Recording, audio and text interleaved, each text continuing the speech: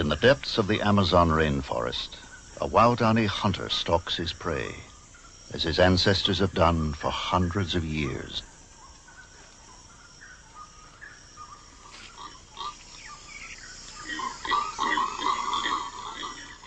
His blowgun poised, a quiver of poisoned darts close at hand, he gazes into the densely interwoven layer of branches that forms the canopy.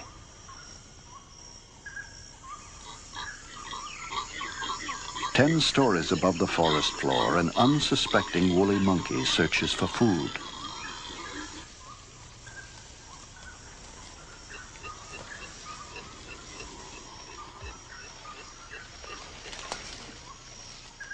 The hunter quickly prepares a poisoned dart while carefully watching his prey above.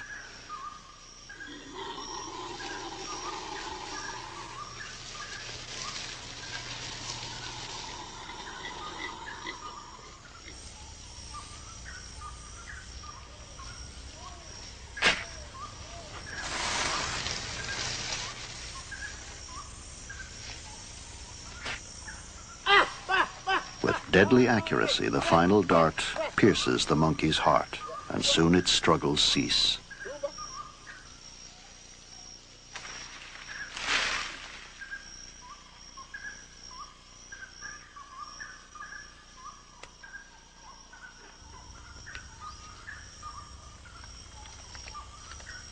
Armed with primitive weapons, the Huaorani hunter relies on extraordinary skill and cunning to harvest the bounty of the forest. His knowledge of the jungle and its creatures is legendary.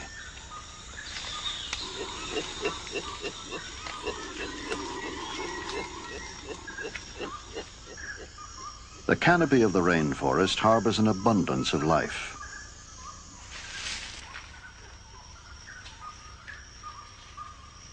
A squirrel monkey enjoys a succulent leaf, while the marmoset attentively grooms its mate.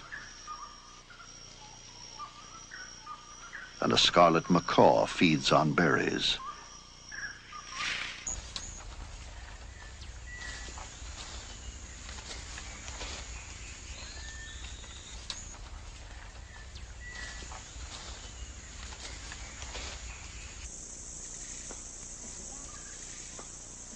The secrets of the Huaorani's beliefs, traditions, and nomadic existence have, until recently, remained a mystery to the outside world.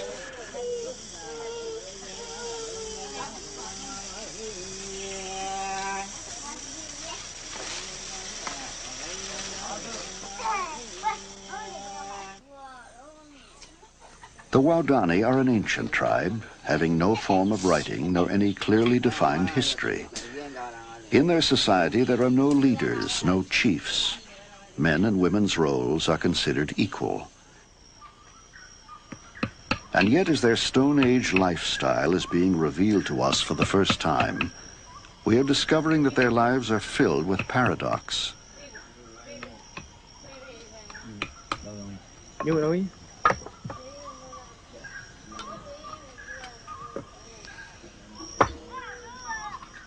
Taught to function effectively as individuals, they demonstrate an extraordinary sense of cooperation. And while historically hostile to those outside the family group, life within it is peaceful and harmonious. Children are gently accorded the same freedoms as adults and are encouraged to participate in the important rituals of the tribe. As one of the few remaining Stone Age cultures in the world, the Huaorani represent a unique living link to our distant past.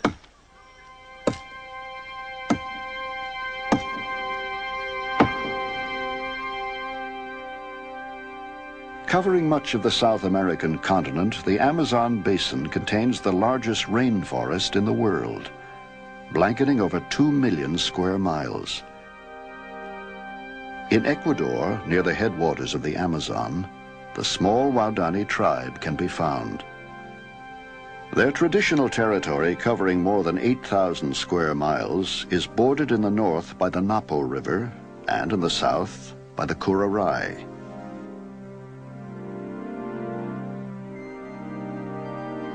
For centuries, the Huaorani have fiercely defended their hunting grounds from the Quichua and the Huaorani tribes of the surrounding jungles.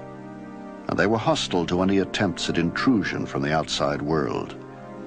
They were referred to by all who knew them as Aucas, or savages.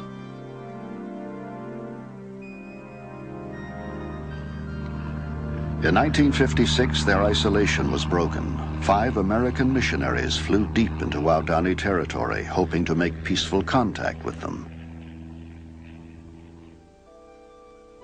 On Tuesday, January 3rd, they landed on the banks of the Huaorani River. Within a few days, 3 Indians emerged from the undergrowth, a man and 2 women. After exchanging some gifts, they sat down together and had lively conversations, without understanding one another at all. The encounter, which appeared friendly at first, suddenly ended in tragedy. All 5 missionaries were brutally slain by Auca spears.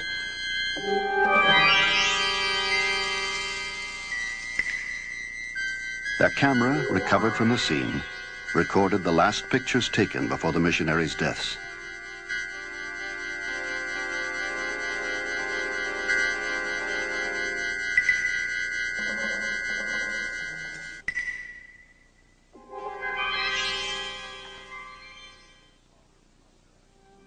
In the years following, hostilities slowly waned.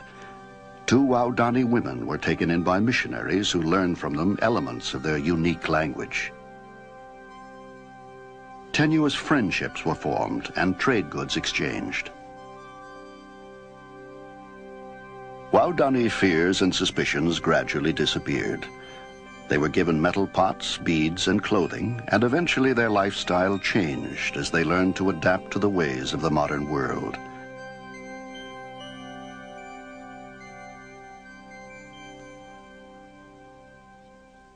By the late 1960s, most of the 500 Huaorani were moved to a small tribal settlement in the jungle, established for them by the government as a protectorate. But in the remote jungles to the east are to be found the widely scattered villages of a few families who continue to live their lives as nomadic hunter-gardeners. Yet even their isolation is coming to an end. Road builders have come within 50 miles of their homes. Commercial hunters are depleting the game. Oil workers are invading their jungles, and casual tourists with the common cold often bring pneumonia and death. Explorer Grant Berman, realizing that the Huaorani Stone Age lifestyle would soon vanish, organized and led an expedition to film their ancient culture before it disappeared. Dr. Robert Carniero, a renowned authority on Amazonia, collaborated with the expedition in the collection of artifacts and film for the American Museum of Natural History. Dr. James Yost, anthropologist from the Summer Institute of Linguistics, has lived with his family amongst the Huaorani for the last 10 years. As the world's foremost authority on their culture, he guided the expedition into the remote jungles, where the isolated groups can still be found. Flying over the vast, unbroken rainforest beyond the foothills of the Andes, the expedition searched for signs of the widely scattered Huaorani settlements. Finally, they spotted a tiny clearing, a small jungle garden, the temporary village of Ahuencado, where one nomadic family lives in a single thatched hut.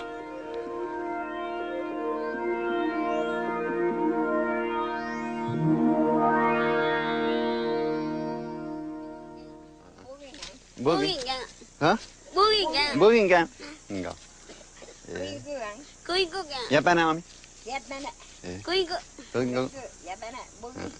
The Huaorani are linguistically unique.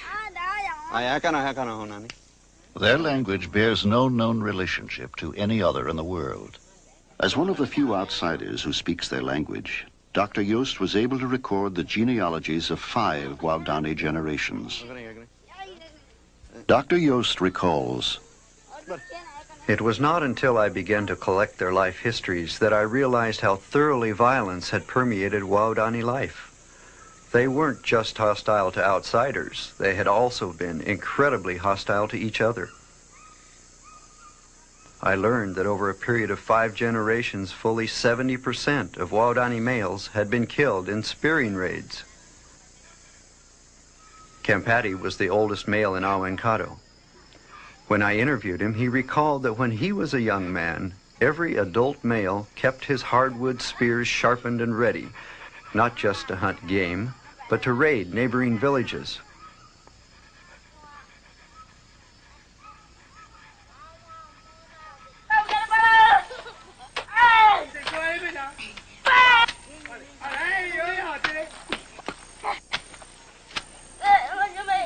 At an early age, boys were encouraged to be aggressive and to play spearing games with termite nests. Enacting family feuds, they impaled imaginary enemies targeted for revenge. When the boys grew up, deadly skill with spears would become a chief asset of Huaorani manhood.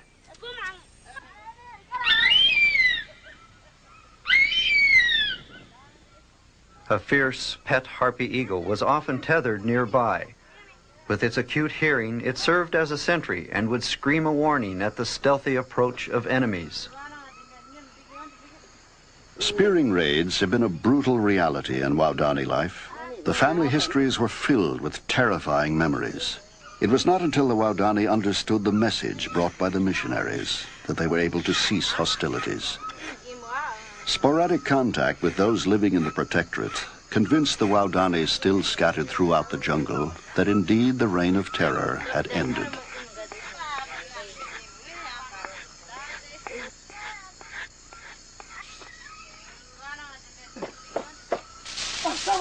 Today, the era of revenge killings is over, and the Huaorani use their spears to hunt uda, peccary, the elusive wild boar of the forest.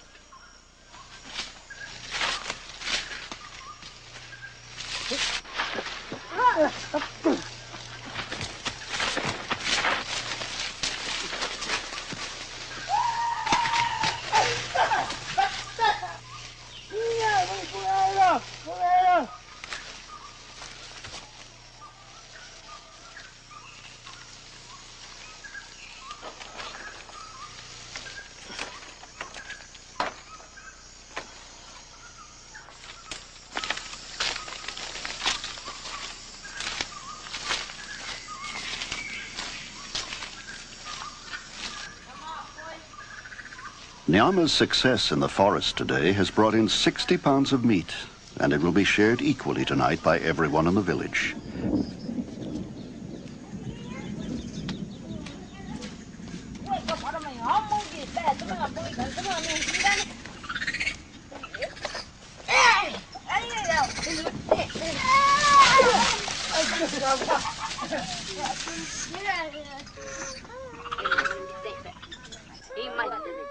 The 4 related families, each with a cooking fire in the corner of the hut, live in close harmony.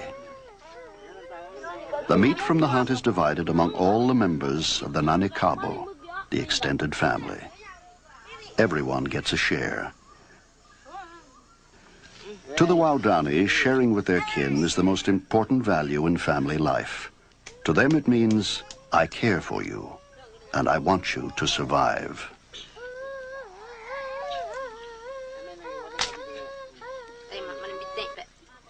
Huaorani men enjoy no special status in the family. There is no family hierarchy.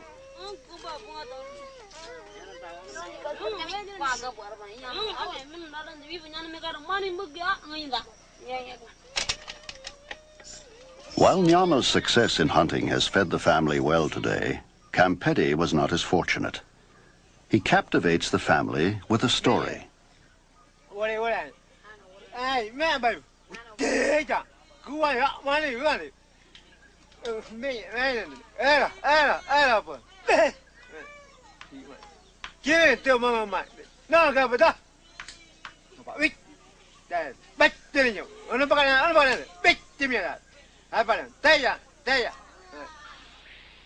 To the Huaorani, Minyi, the jaguar, is the most powerful and respected jungle predator. But to Campeti, it is also a mysterious spiritual force, Bagay, the haunting embodiment of a dead ancestor. Yen na ta wale mali mai. Iki wala no go go ga ga. Ai ga yen ye yon da po ne da ga wale ga. Tu ga. Ba lu ma da ju. Ai ba ni. Dai bu de nye ba ga ta de po ga ga. Pues no, me dice que me estoy en el año que me. Bueno, vos tengo que venir a bañar.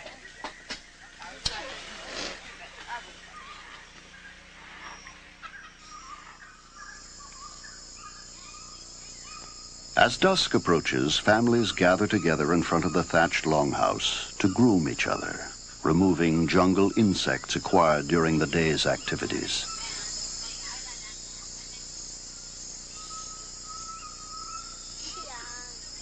A simple necessity of jungle living becomes for the Huaorani a warm and welcome family ritual, symbolizing mutual dependence and anticipated with pleasure by all at the end of each day.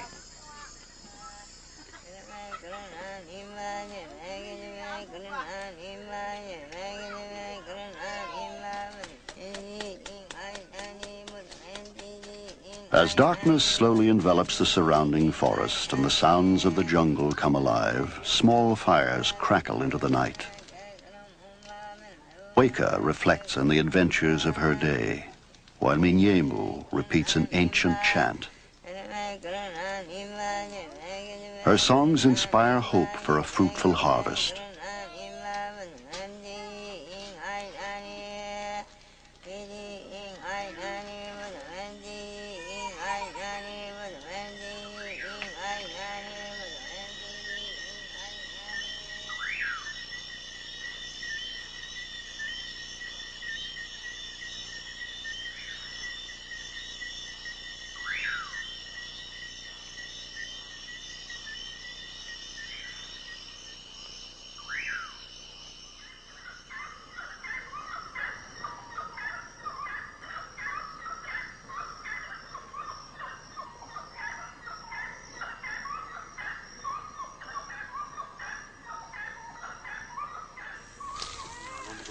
As they grow up, young children have few responsibilities, but if they own a pet, they are expected to care for it.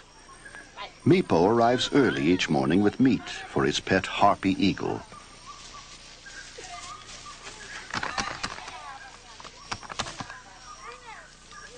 The voracious harpy keeps Mipo busy. It is he who must hunt for the eagle's food.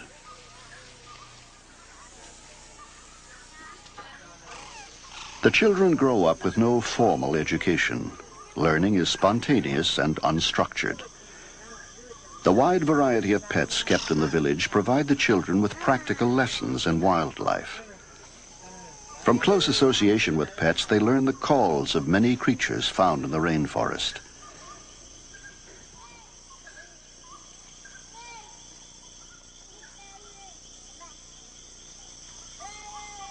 The children's senses will become so acute that eventually they will be able to detect some species from the smell of urine dripping on the leaves up to 40 feet away in the jungle.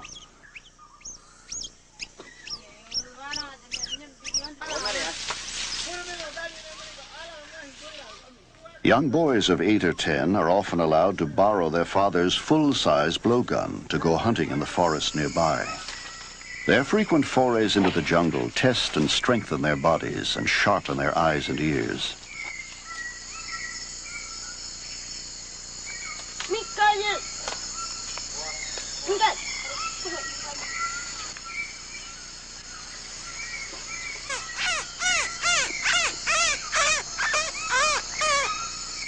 Mipo imitates an ant wren with the hope of luring it close enough for a shot.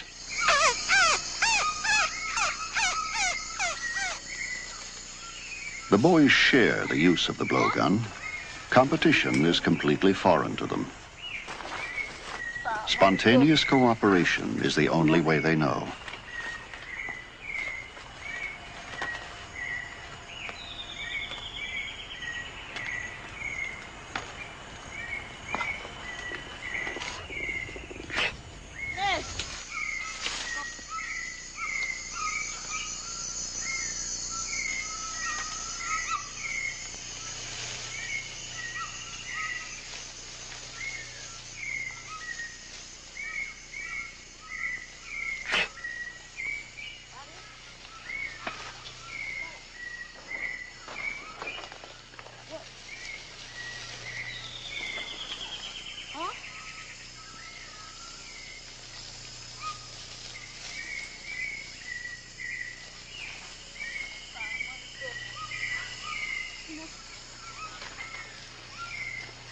For Awa and Mipo, hunting is a joyful preparation for the serious responsibilities of manhood.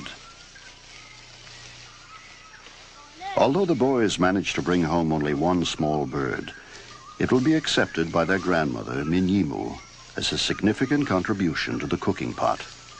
It is a symbol of their willingness to share.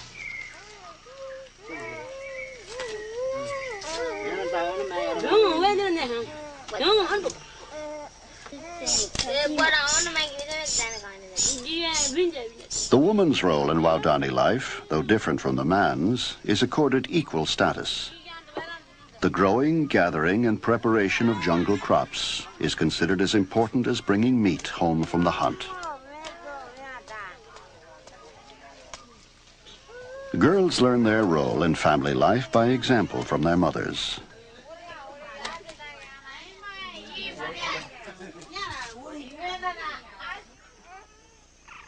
Like all young girls, Weka learns the utilitarian crafts of home life informally, from watching and helping older women.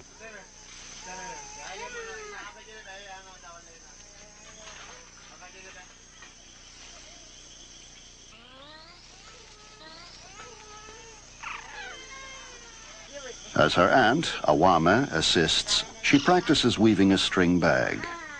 All Huaorani life revolves around such kinship interdependence.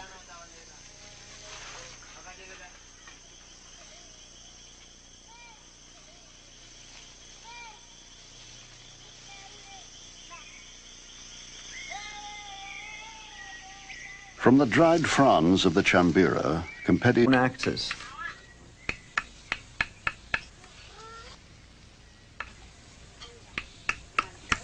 He showed me how he and his father used the sharpened bone of a peccary to gouge out a handle for a stone axe.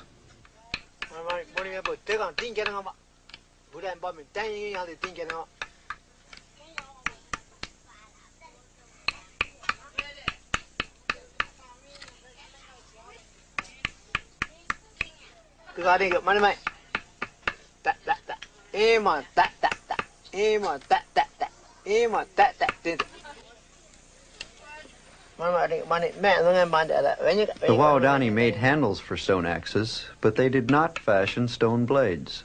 These they found on the jungle floor, left behind by other cultures. When they found stone axes in the jungle, the Huaorani did not even associate them with man, but believed them to have been made by Wangongi, the creator.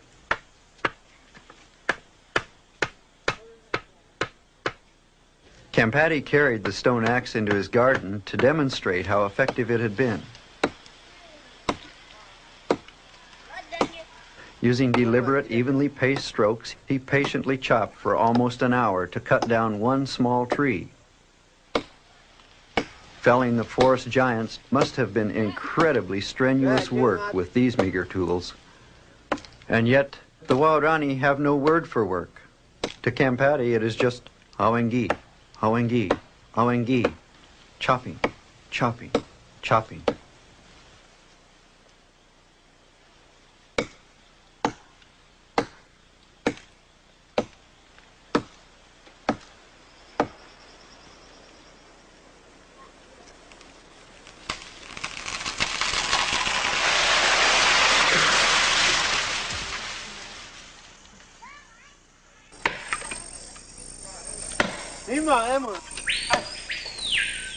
Today, the steel axe is one of the few modern implements Kampeti's people have acquired from the outside world. And like a magnet, it is pulling them into the modern age.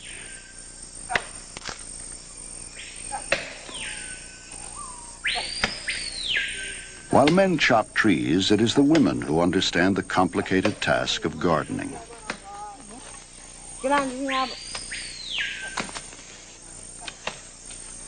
To plant, cultivate, and harvest the riches of the forest floor is considered an art.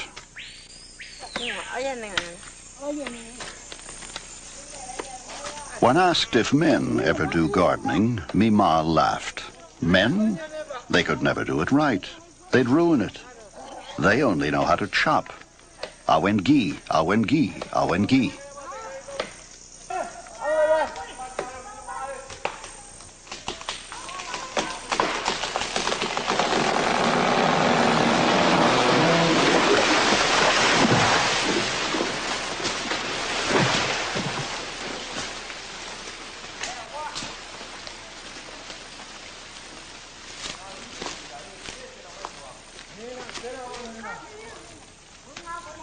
The basic crop of the Huaorani garden is manioc, a starchy jungle root. It is part of almost every meal. As the manioc slowly matures, other plants are intercropped in the garden. Peanuts, corn, plantains, sweet potatoes, and yam beans. Thus, the Huaorani managed to extract a wide variety of crops from a single garden, with a harvest of manioc as their favorite reward.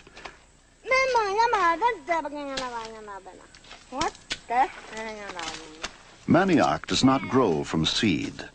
So, as the women harvest the tubers, they also gather the stalks for later planting.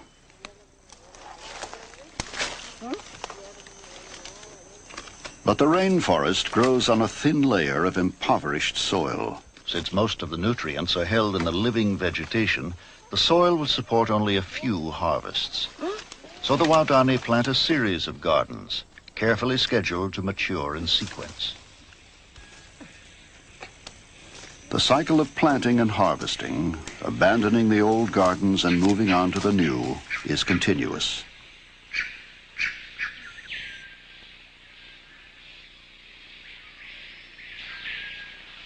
At Duitumi, a day's journey from Awankado, Competti's family are planting the garden of their future jungle home.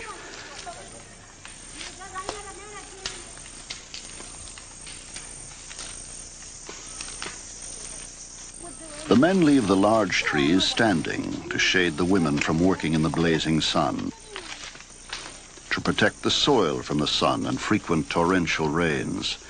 The leaf litter is left undisturbed. When the planting is completed, the last trees are felled.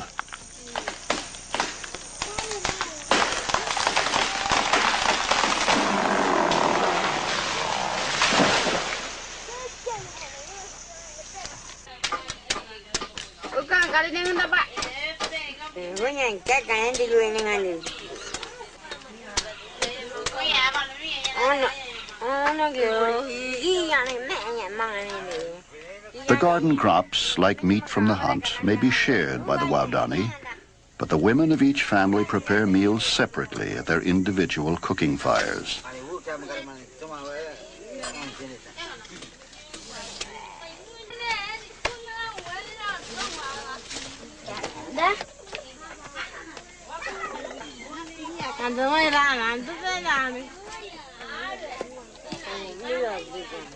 The jungle supports them well. The fruit of the chonta palm is one of the most prized delicacies of Huaorani diet. The towering trees bear fruit only once a year, and except for Huaorani ingenuity, it would be out of reach. Rings of spiky thorns guard the chonta. The trees are impossible to climb.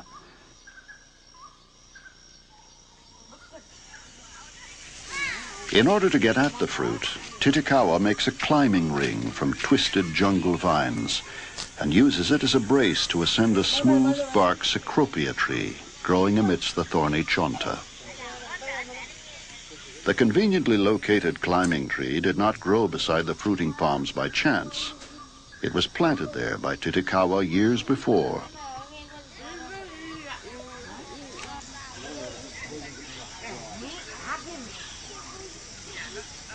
The jungle fruit is so valued by the Huaorani that every chonta in the surrounding forest has been claimed.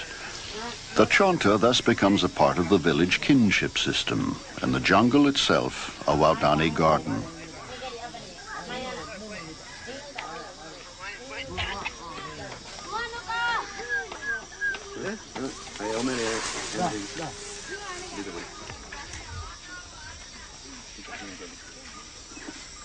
As he gathers fruit from his chonta palm, Titikawa proudly claims ownership. Boto da Ganga, my tree. But its fruit will be shared with the entire village in the traditional Huaorani way.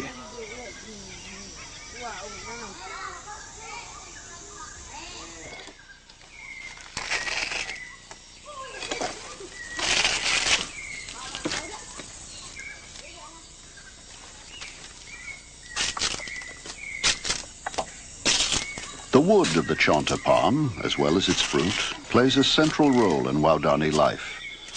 The hard trunk is used to make the hunter's most prized possession, his blowgun. Competi starts by splitting off 2 matching sections of Chonta palm. There are no specialists in Huaorani society. Each individual is expected to make his own hunting weapons. When the tribe relied on stone implements, making a blowgun took more than 2 months to complete. Now, with metal blades, it takes only 2 weeks. Competi shaves one side of each section flat to form a bonding surface.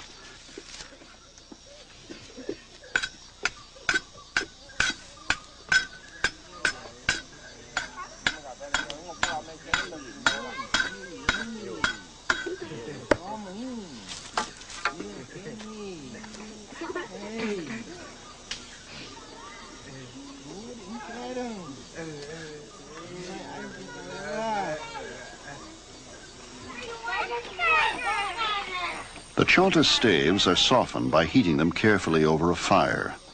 Using the notch of a tree stump, Competi gently applies pressure to straighten the warm and supple wood.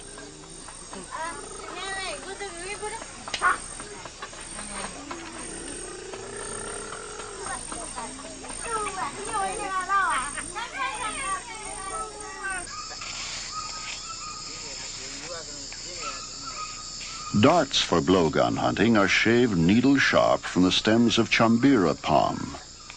Dozens of darts might be expended in a single hunt, so the men of the village spend much of their spare time shaving the slim projectiles.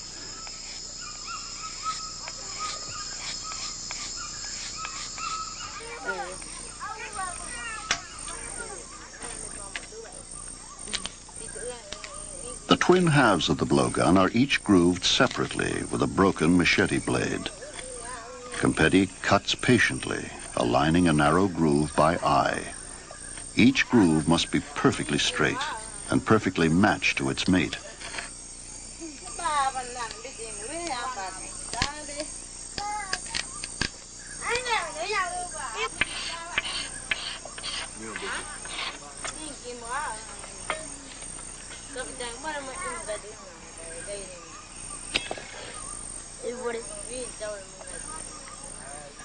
Watching his grandfather make a new blowgun is part of Mipu's education. By the time he is 14, he will know how to make his own. A long strip of bark is peeled from a length of jungle vine in order to tightly wrap the finished halves together. After beeswax has been applied to form an airtight seal, the entire length of the blowgun is securely wrapped.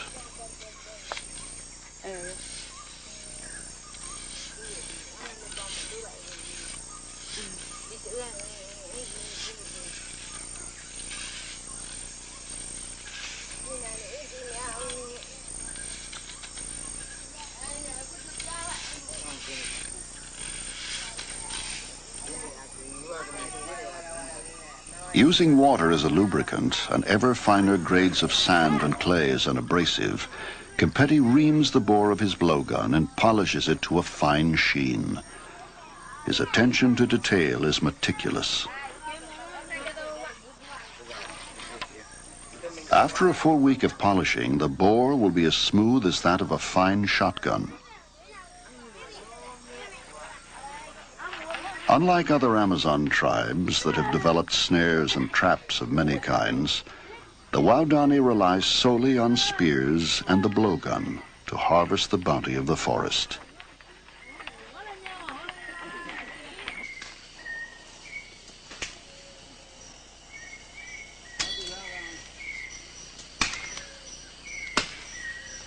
Far off in the shadowy rainforest, Awa climbs a liana to collect the raw materials needed to make curare poison.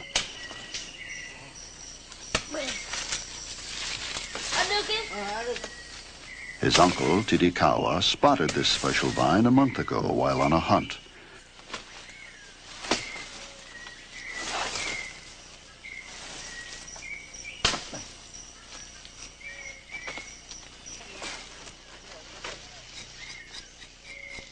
The acrid resins in the shavings are the only active ingredients in curare. How the Indians discovered its deadly effects is a mystery. Even concentrated curare becomes deadly only if it enters the bloodstream. Yet it has been used in blowgunning for hundreds of years.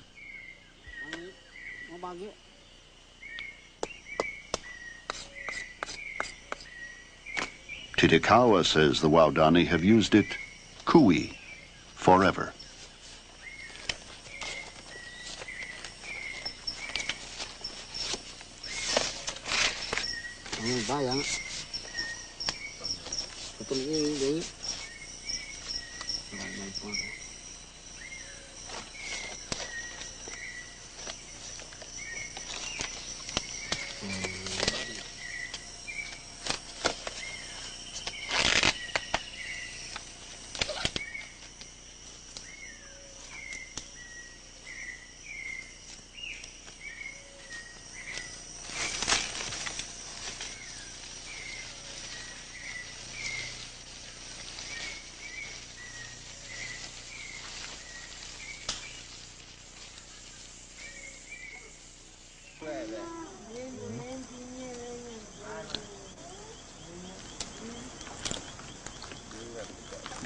The top of the bundle of palm is chopped off and becomes a funnel. When water is poured through the shavings, it leaches out the resins, and the funnel becomes a poison percolator.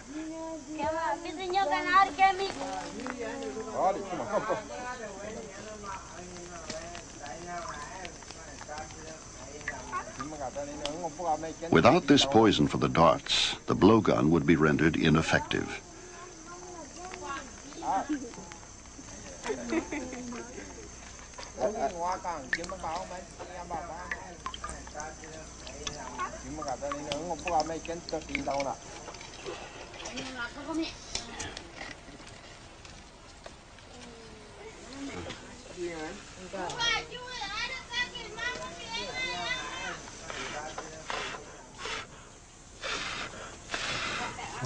The liquid is then heated to a boil, thickened, and concentrated. The sticky black lacquer is spread on a fragile clay pot that has been used to cook monkey meat. The Huaorani believe that darts treated in this way will better seek out their prey.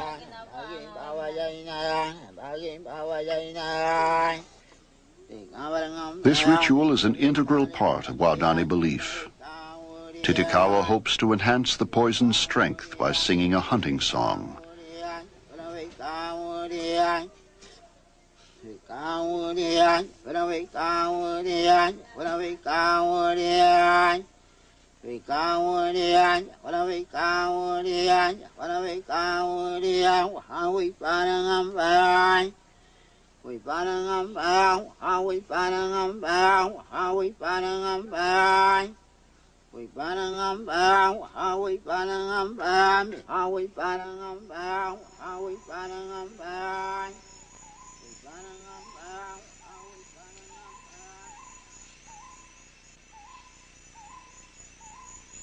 In the early light of day, predators scour the forest for food. A harpy eagle, clutching a woolly monkey in its talons, skims over the towering trees of the rainforest as it wings its way back to its nest.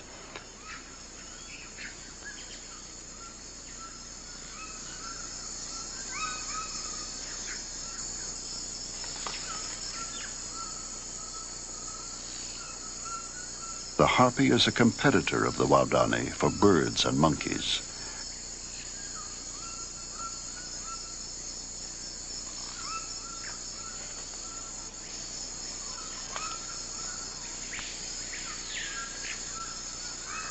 Like the Huaorani, a harpy requires vast hunting grounds to survive.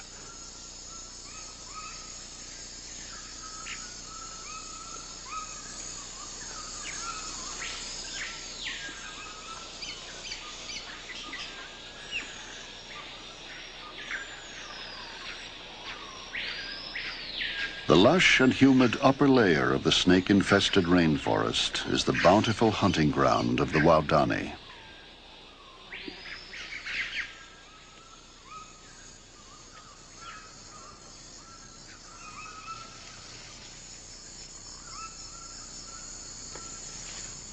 Far from the village, Kempeti stalks silently through the dense undergrowth, peering into the canopy far above in search of monkeys. Although the jungle abounds with creatures, they are almost always hidden from view.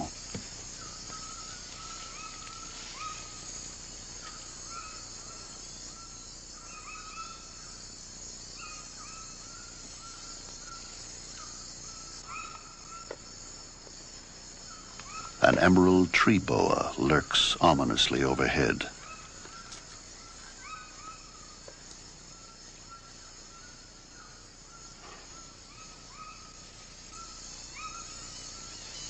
His blowgun at the ready, Kempeti pauses to imitate a bird.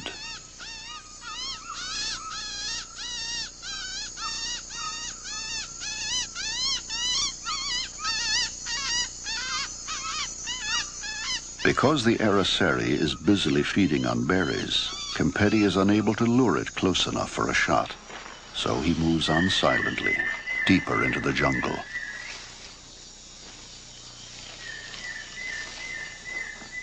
Disturbed by a movement, a deadly coral snake emerges from underneath the leaf litter to investigate.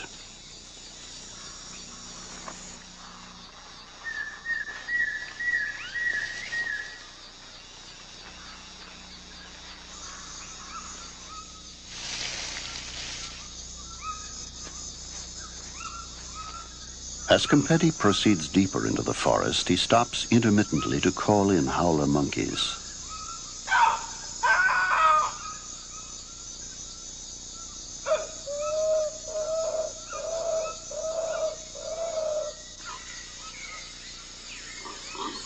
From high in the canopy comes a reply.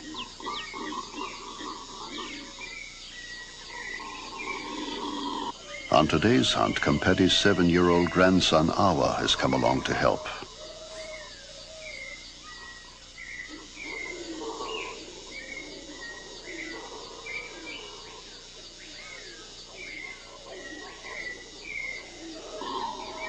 In the canopy almost 120 feet above the jungle floor, the shadowy forms of 2 howlers come into view.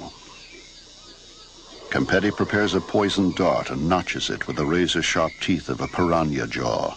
If the monkey tries to pull out the dart, the poison tip will break off, remaining in the wound to do its deadly work. Kempeti must act quickly or the monkey will flee.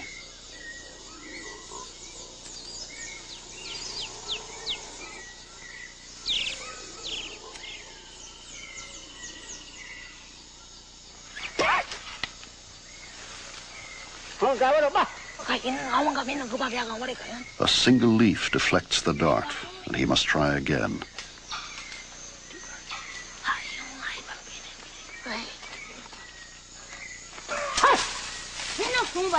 A hit, but 1 dart is not enough for a 20-pound howler.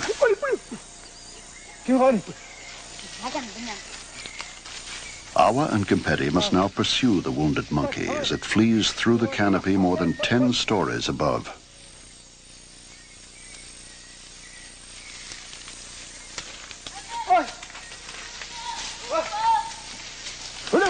The pursuit will take them over a distance of several miles, and in the ensuing 3-hour chase, Kempeti will expend almost 30 darts.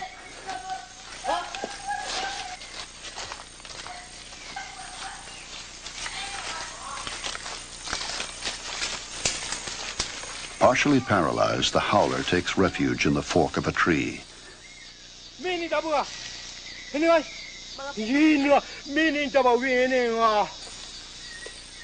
In this crucial phase of the hunt, Awa learns to provide essential help.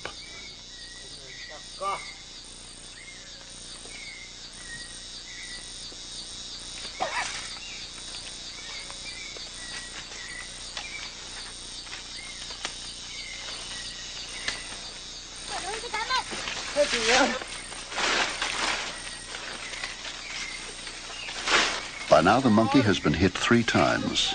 It is beginning to slow down and is easier to follow.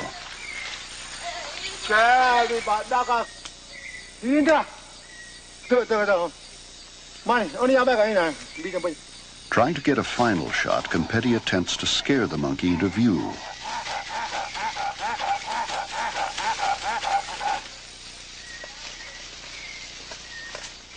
Shut! Shut!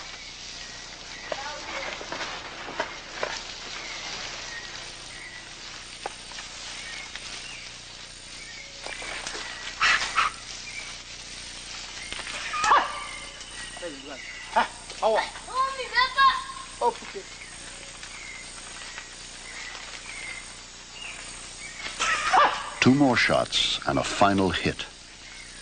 The dying monkey, almost completely immobilized, still clings stubbornly to the branches above. Campedi, almost 60 years old, must now climb 100 feet into the canopy to retrieve his dying prey.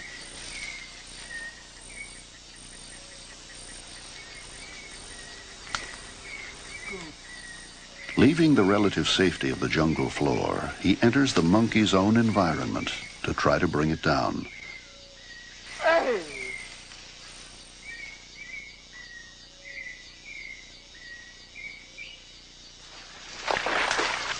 The howler, by now unconscious, is wedged between two branches, and Campedi must precariously cross over to its refuge to dislodge it.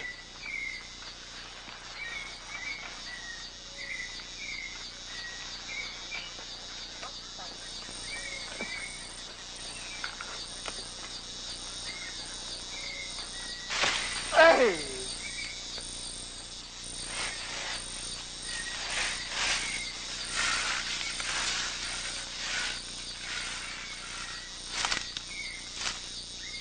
On today's hunt, Campedi has had to climb 11 trees, each over 100 feet tall, all for just one 20-pound monkey.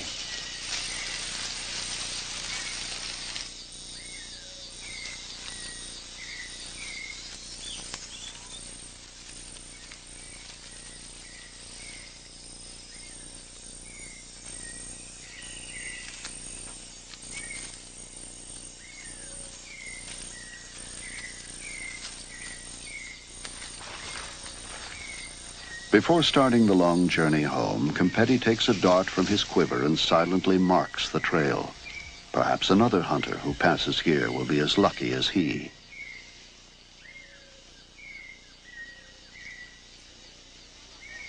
Campedi, wearily returning home with his meager reward, tells Awa that the monkeys are getting scarce. We had to go too far today. Perhaps it is time to move on to a new place. To Dewey Toomey.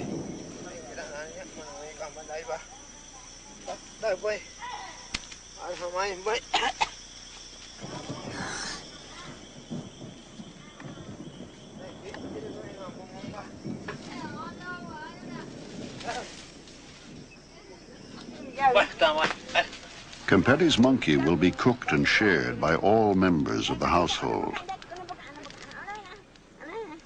Other hunters have returned tonight with no meat at all. The portions will be small, but everyone will get a reassuring share.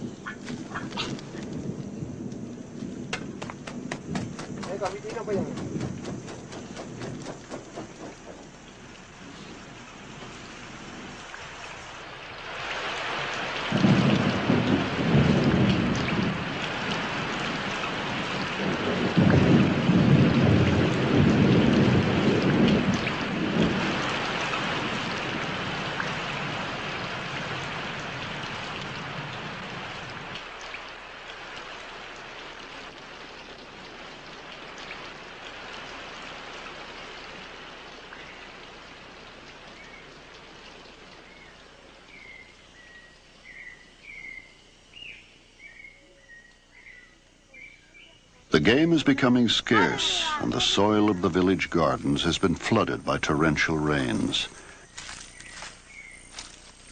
It is time to gather in the final harvest and to leave, to seek the abundance of the forest elsewhere.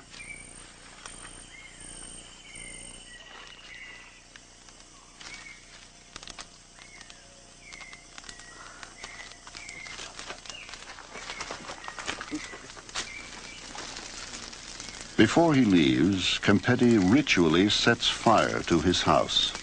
as his ancestors have done for thousands of years. It has been a center of family life for an abundant season of hunting and harvest. But the house is temporary. As with most of their possessions, it is easily replaced.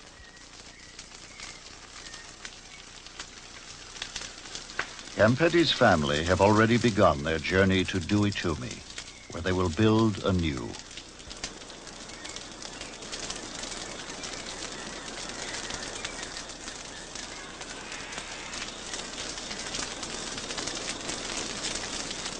As Campetti prepares to leave, he anticipates his future hunting ground, confident that game will be there.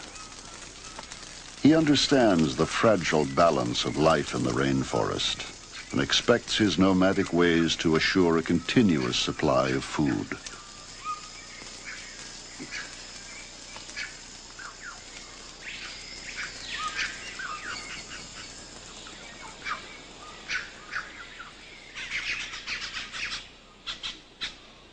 The rainforest is the Huaorani's home, upon which their very lives depend. But the resources of the jungle are being exploited by the modern world. Rainforests are disappearing at an alarming rate. By the time Campetti's family completes the day's journey to their new jungle home, some 10,000 acres of Amazon rainforest will have been destroyed. As the towering giants fall, the game will disappear, and Campetti's world will be in peril. Unless we can reverse this destruction, the traditional Huaorani way of life will be extinguished forever, and the rainforests will echo with silence.